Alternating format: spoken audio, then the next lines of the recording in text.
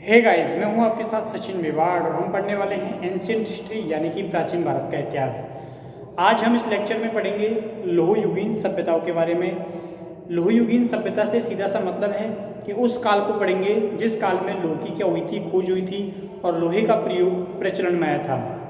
ठीक है, इससे पहले हमने सैंधव सभ्यता और सैंधव सभ्यता के बाद वैदिक सभ्यता का क्या किया, अध्ययन किया। वैदिक सभ्यता में हमने वहाँ की राजनीतिक, आर्थिक, सामाजिक और उसके अलावा वहाँ प्रचलित आश्रम व्यवस्था के बारे में अध्ययन किया था।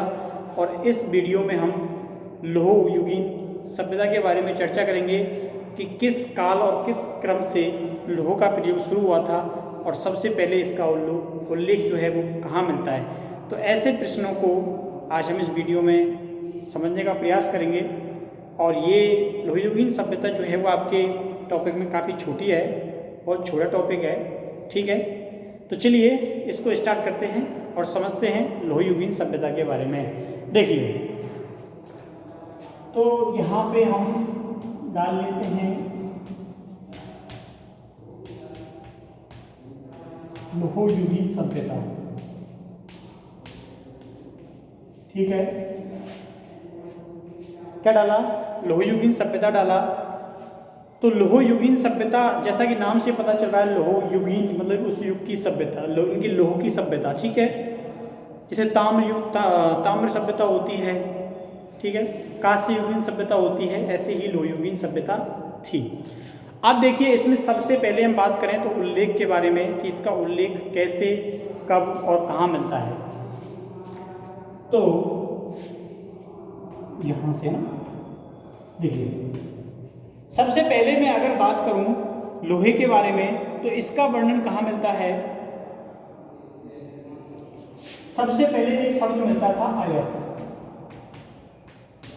और अयस शब्द कहाँ मिलता था? तो अयस शब्द मिलता था ऋग्वेद में। यह शब्द जो है वो ऋग्वेद में वर्णित है, लेकिन वास्तव में हमको ये नहीं पता था कि अयस का अर्थ होता क्या है। लोहा होता है, तांबा होता है, कांस्य होता है। लेकिन इस शब्द का क्या किया गया, प्रयोग किया गया। इसके बाद अथर्ववेद में कहां पे उल्लेख किया गया? तो इसका उल्लेख दोबारा से अथर्ववेद में किया गया। ठीक है, और अथर्ववेद में किस शब्द का प्रयोग किया जाता है? तो इसमें एक शब्द का प्रयोग किया गया था, वो शब्द था श्याम। ठीक है, वो वाला श्याम नहीं था, ये श्याम जो शब्द था उसका उल्लेख किया गया था लोहे के लिए। तो ऋग्वेद में शब्द मिला था अयस, लेकिन हमको पता नहीं था, उसमें ये लिखा हुआ था कि इस समय जो लोग हैं वो अयस धातु का प्रयोग करते थे। ठीक, लेकिन अथर्ववेद में श्याम शब्द का प्रयोग पाया गया और इसका अर्थ था लोहे से। किससे था? लोहे से। इसका क्या है, मतलब निकाला गया। ठीक है, तो वो शब्द था श्याम। श्याम का मतलब होता है लोहे से। ठीक है, किस में उल्लेख किया गया? तो इसका अथर्ववेद में किया गया। तो पहले क्या है, आपको समझ लेना है जो महत्वपूर्ण चीजें हैं। अब जब इसमें इसका उल्लेख किया जाता है, सबसे पहले ऋग्वेद में, ऋग्वेद के बाद अथर्ववेद में, इसके बाद जो है यजुर्वेद में उल्लेख मिलता है। कहाँ मिलता है? यजुर्वेद में मिलता है। तो यजुर्वेद में किस चीज का उल्लेख मिलता है? तो यह शब्द दोबारा से यजुर्वेद में पाया गया। कौन सा? श्याम। ठीक है, तो इससे कंफर्म हो गया कि इस काल में, इस यानी कि समय में जो लोग थे वो लोहे से क्या थे, परिचित थे, उनको इसकी क्या थी, जानकारी थी। तो ये ऐसे करके हमने तीन जो वेद थे उनके बारे में जाना कि इसमें क्या था, उल्लेख था। इसके अलावा अगर हम बात करें लोहे की जानकारी और कहाँ से मिलती है, तो पाणिनि के अभिलेख, पाणिनि का जो लेख था उसमें लोहे का क्या किया गया है, उल्लेख किया गया। कैसे किया गया है? तो पाणिनि ने क्या कहा है, लोहे के हल को, जो लोहे का हल होता है ना, जिसे जोत लगाते हैं खेत में, उसको क्या कहा है? कुशी कहा है। ठीक है, क्या कहा है? कुशी। कुशी नहीं, कुशी। तो ये तुमको याद रखना है कि पाणिनि के द्वारा लोहे के हल को क्या कहा गया। अब देखिए इसको मिटा देते हैं।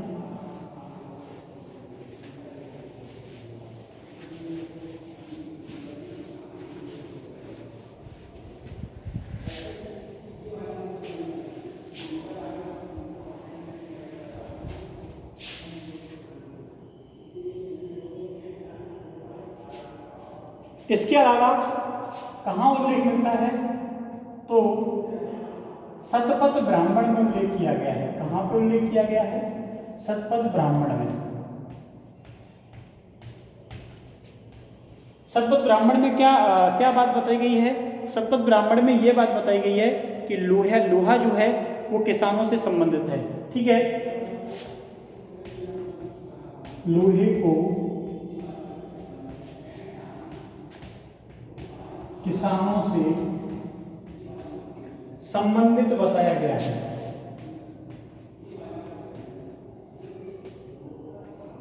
किसानों से संबंधित बताया गया है। ठीक है, तो मैंने तुमको ऋग्वेद का बता दिया, अथर्ववेद का बता दिया, यजुर्वेद का बता दिया, शतपथ ब्राह्मण का बता दिया। ठीक है, उसके अलावा पाणिनि का बता दिया। तो इतनी सारी जगहों पर क्या है, लोहे का प्रथम क्या मिले थे, उल्लेख मिले थे, और उनका रचना काल भी बताया जाता है कि किस प्रकार किस समय में और किसके लिए किस शब्द का प्रयोग किया गया है।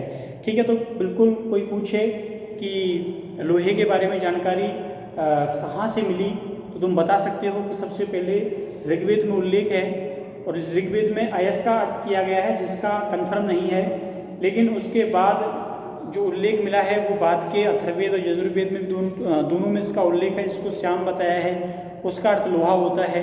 उसके अलावा पाणिनि ने भी इसके बारे में बताया है, उसने कुशी शब्द का अर्थ बताया है लोहे के हल को। उसके बाद इसका जो है शतपथ ब्राह्मण में भी इसका उल्लेख है।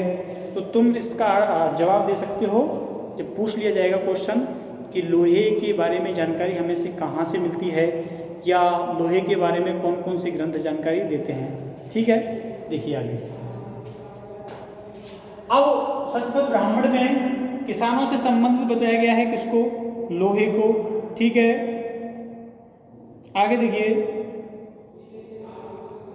सबसे पहले अगर बात करें कि भारतीय उपमहाद्वीप में लोहे का साक्ष्य, ठीक है, वहां पे भारतीय उपमहाद्वीप में, भारतीय उपमहाद्वीप में अगर हम ये बात करें कि लोहे का साक्ष्य कहां से प्राप्त हुआ था, तो सबसे पहले कहां से प्राप्त हुआ? तो आहड़ से प्राप्त हुआ। ठीक है, कहां से प्राप्त हुआ? आहड़ से प्राप्त होता है। अगर ये पूछा जाए कि लोहा सबसे पहले कहाँ मिला, ये बताओ, तो कहाँ से मिला था? आहड़ से मिला था। ठीक, अब देखिए नेक्स्ट। इसके बाद आहड़ से क्या मिला था? उल्लेख मिला था। और दक्षिणी भारत में अगर हम बात करें तो कहाँ से मिलता है? कहाँ? दक्षिणी भारत में। तो दक्षिणी भारत में सबसे पहले मिलता है लोहा हल्लूर से। हल्लूर से जगह कौन सी है वो? हल्लूर। हल्लूर से मिला। और एक और जगह है उसके बाद क्या बोलते हैं उसको? कुमार स्वामी। ठीक है, तो इन दो जगहों से क्या प्राप्त हुआ था? दक्षिणी भारत में लोहा प्राप्त हुआ था। ठीक, तो याद रखना है भारतीय उपमहाद्वीप में सबसे पहले लोहा कहाँ प्राप्त हुआ? तो आहड़ से क्या मैं साक्ष्य के रूप में प्राप्त हुआ। और दक्षिणी भारत, अगर बात करें दक्षिणी भारत की, तो दक्षिणी भारत में हल्लूर से सबसे पहले क्या हुआ? लोहे के साक्ष्य हमको मिले थे। ठीक है, इसको मिटाते हैं। अब आगे देखिए।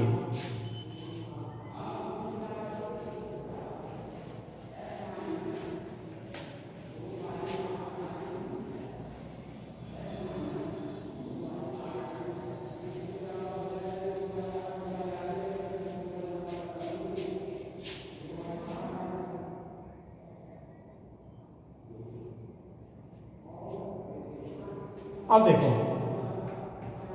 अब मैं तुमको केवल यहाँ प्रारंभिक जानकारियाँ बता रहा हूँ। ठीक है, तो देखिए सबसे पहले कृषि में काम आने वाला लोहा, किस में काम आने वाला? कृषि में। देखो लोहा बहुत जगह काम आता है, आप लोग उसे तलवार बना सकते हो, ठीक है। उसके अलावा घरेलू चीज़ें बनती हैं, खिड़की बनती है, किवाड़ बनती है, फाटक बनते हैं, और उसके अलावा जो रथ बनते थे उनमें काम आता था, लेकिन कृषि के कार्यों में। तो यहाँ लिखना है कृषि के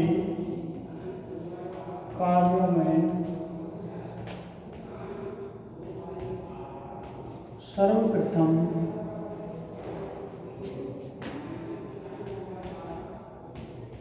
लोहे के प्रयोग के साक्ष्य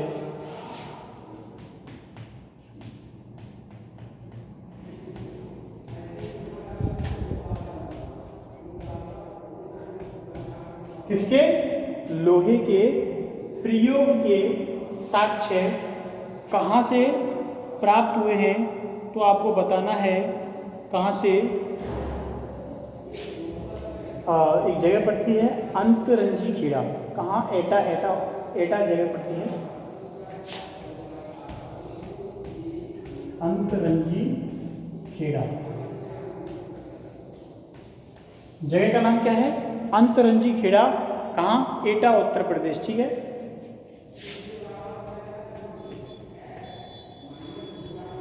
कहाँ पे? एटा, उत्तर प्रदेश में क्या है? इसके पहले साक्ष्य मिले हैं कृषि से संबंधित लोहे के। अब देखिए इसके अलावा मैं भी चौक लेके आता हूँ।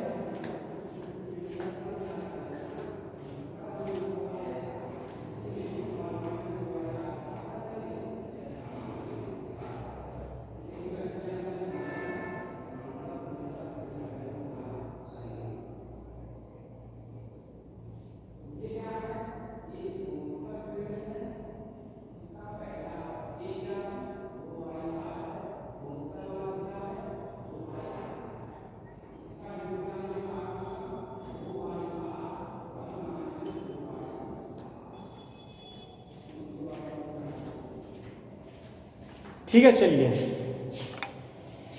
अब देखिए कृषि के साक्ष्य का पहला जो साक्ष्य मिला है वो अंतरंजी खेड़ा कहाँ से मिला है? एटा से मिला है। कहाँ से? यूपी से। अब इसके बाद अगर हम बात करें, अगर इसके बाद हम बात करें कि 600 ईसा पूर्व से 300 ईसा पूर्व, कितना? 600 ईसा पूर्व से 300 ईसा पूर्व की कालावधि में 4 स्थलों से भी क्या मिले हैं? साक्ष्य मिले हैं। देखिए 600 ईसा पूर्व से 300 ईसा पूर्व तक, 600 ईसा पूर्व से 300 ईसा पूर्व तक, 600 ईसा पूर्व से 300 ईसा पूर्व तक कुछ और स्थलों से भी क्या मिले हैं? साक्ष्य मिले हैं। जैसे मैं तुमको बता दूं, जानी पहचानी जगह है आपकी। एक जगह है हस्तिनापुर। कौन सी जगह है? हस्तिनापुर। महाभारत में आपने इसका नाम जरूर सुना होगा, ठीक है। अगर मैं दूसरी जगह की बात करूं तो दूसरी जगह भी आपकी जानी पहचानी है, और वो मैं अभी बताया था, वो वाली जगह कौन सी? अंतरंजी खेड़ा। और अगर हम बात करें तीसरी जगह की, तो तीसरी जगह है आपकी कौन सी? लोहोमल। कौन सी? लोहोमल। और चौथी जगह का नाम है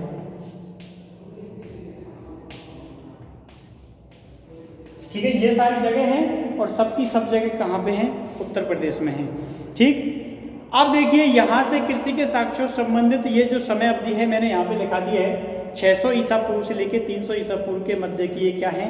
सारी घटनाएं हैं। इस दौरान यहाँ पर क्या था? लोहे के साक्ष्य का प्रयोग किया जाता था। लोहे का प्रयोग बड़ी मात्रा में इस समय हुआ है, ठीक। तो आगे देखिए,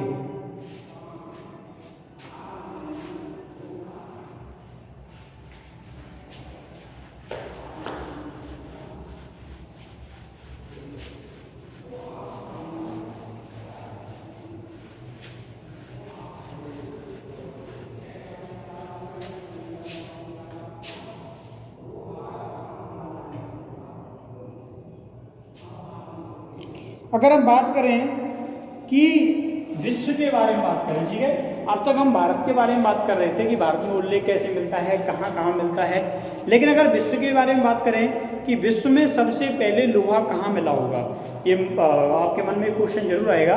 तो देखिए हम यहाँ पे लिखते हैं, विश्व में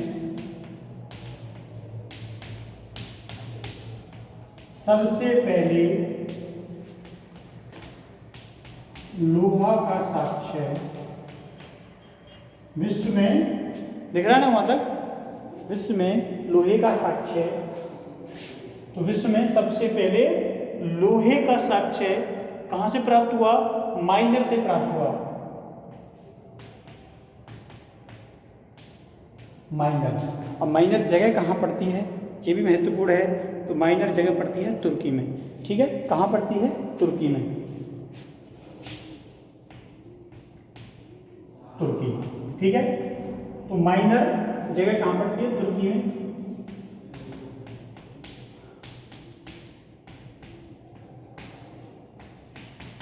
ठीक, तो विश्व में सबसे पहले लोहे का जो साक्ष्य है वो कहाँ से मिला है, माइनर से मिला है।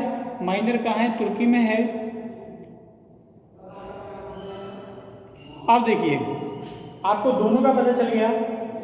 अगर हम भारत के बारे में बात करें, ठीक है, अगर हम भारत के बारे में बात करें तो आर्य सभ्यता, और दक्षिणी भारत के बारे में अगर हम बात करते हैं तो हल्लूर से मिला है, और विश्व के बारे में अगर हम बात करते हैं तो कहाँ से मिला है, माइनर से मिला है। आपके क्वेश्चन, तीनों क्वेश्चन जो पूछे जा सकते हैं वो आपको पता चल गए, विश्व में, भारत में, दक्षिणी भारत में, ठीक। अब देखिए इन लोगों को सबसे पहले जो तुर्की के लोग थे इनको लोहे के बारे में जानकारी प्राप्त थी, यही लोग इससे हथियार बनाते थे, हथियारों में इसका प्रयोग करते थे, उसके अनुसार विभिन्न चीज़ों में प्रयोग करते थे, लेकिन उन्होंने इस चीज़ को बताया नहीं, विश्व के सामने नहीं रखा, और देशों को इसकी जानकारी इन लोगों के द्वारा नहीं दी जाती है। लगभग 1200 ईस्वी तक ये इस चीज़ को छुपा के रखते हैं, ठीक है। 1200 कब तक, 1200 ईसा पूर्व तक, काफी लंबा समय हो गया, ठीक है। कि क्या हो गया, काफी लंबा समय हो गया, क्योंकि प्रथम शताब्दी से भी 1200 ईसा पूर्व पहले की बात कर रहा हूं मैं। तो 1200 ईसा पूर्व तक इस बात को विश्व से छिपाकर रखा गया, ठीक है। इन लोगों ने, इन लोगों लोहा तो था, लोहा तो सब देशों के पास था, ठीक है। उस समय लोहा तो सब देशों के पास था, लेकिन ये नहीं पता था इसका करना क्या है। उस समय ये नहीं पता था कि उसका करना क्या है। केवल माइनर के लोगों को ही क्या था, इस चीज का मालूम था कि लोहे का प्रयोग कैसे किया जाता है, लेकिन उन्होंने इस बारे में किसी को बताया नहीं।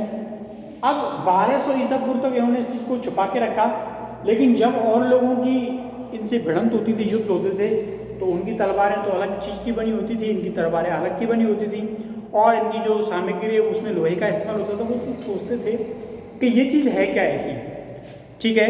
लेकिन बाद में धीरे धीरे ये सारी चीज़ें दूसरे राज्यों को पता चलने लग गई कि लोहे का प्रयोग ऐसे किया जाता है, कच्चा लोहा निकाला जाता है, उसको गलाया जाता है, गलाने के बाद उसमें से फिर जो वास्तविक जो कचरा पात्र होता है उसको अलग कर देते हैं, जो कच्ची चीज़ें होती हैं, और उसके बाद लोहे से विभिन्न प्रकार के हथियार उसको गला के अग्नि पे बनाए जाते हैं।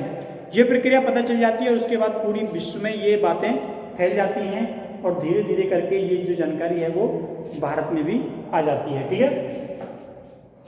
तो लोहे के प्रयोग सबसे पहले माइनर तुर्की में इन्होंने लगभग 1200 ईसा पूर्व तक इस नॉलेज को विश्व से छिपा के रखा। अब आगे देखो, आगे क्या होता है, देखो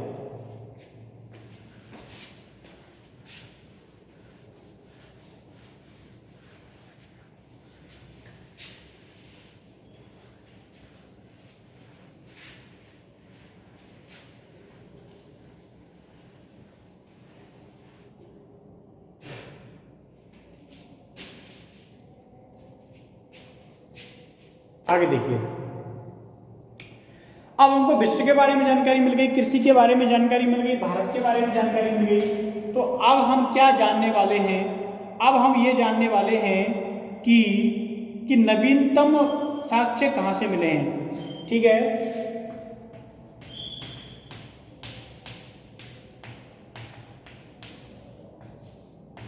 इसके बारे में बात करने वाले हैं। तो हम ये जानकारी करने चाहते हैं कि चलो पुराने समय में तो वहां से जानकारी मिल गई, लेकिन नवीन साक्ष्य कहाँ से मिले हैं। ठीक है, नवीन साक्ष्य कहाँ से मिले हैं? तो देखिए, मैं नवीन साक्ष्य के बारे में बात करूं तो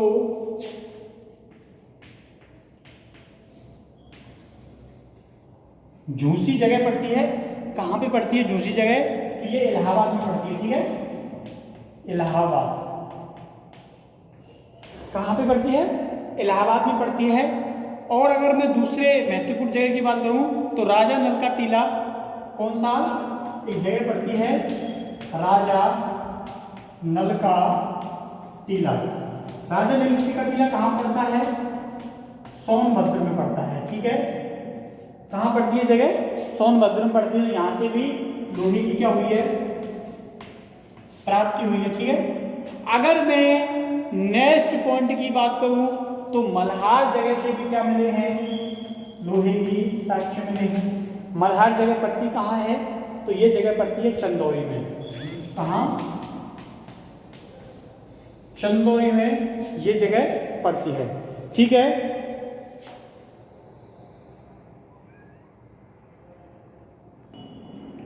चंदौली में क्या पड़ती है? ये जगह पड़ती है। तो यहां से क्या है?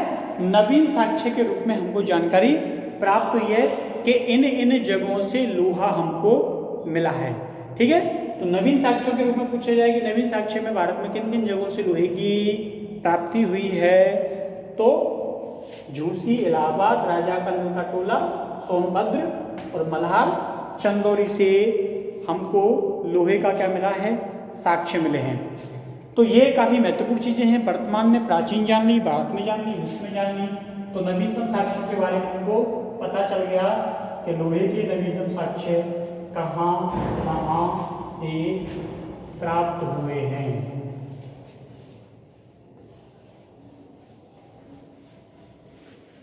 अब आगे देखो,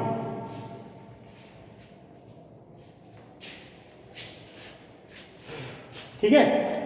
अब आगे अगर हम इसमें बात करते हैं तो हमने नवीन साक्ष्यों के बारे में देखा। इसके अलावा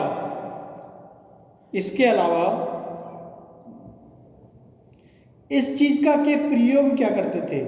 इसका ये प्रयोग कैसे करते थे? तो देखिए, सबसे पहले किन लिखते हैं यहाँ पे? लोहे का प्रयोग।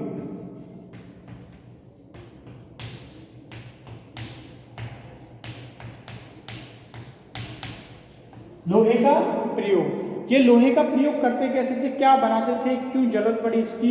देखो, सबसे पहले अगर मैं बात करूं तो ये लोग लोहे के प्रयोग को किस प्रकार करते थे? जैसे कि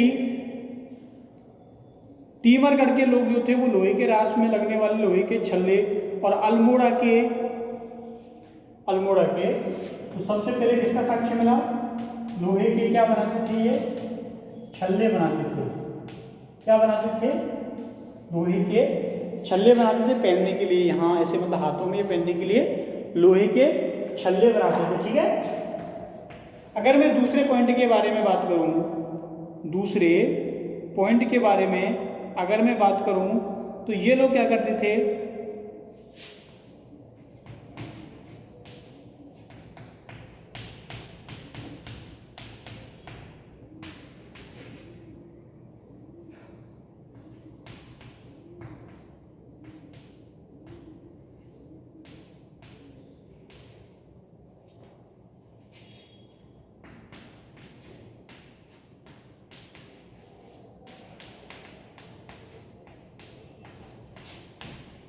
तो ये सारी चीज़ों का उस समय क्या होता था? प्रयोग होता था। पहला लोहे के छल्ले बनाते थे पहनने के लिए।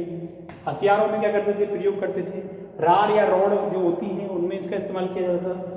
और घरेलू सामग्री आपको मालूम है कि घरेलू किन किन चीज़ों में लोहे का प्रयोग किया जाता है, तो ये भी इन चीज़ों में क्या करते थे, इनका प्रयोग किया करते थे। ठीक है, तो इससे आगे हम नेक्स्ट वीडियो में यानी कि कल पढ़ेंगे।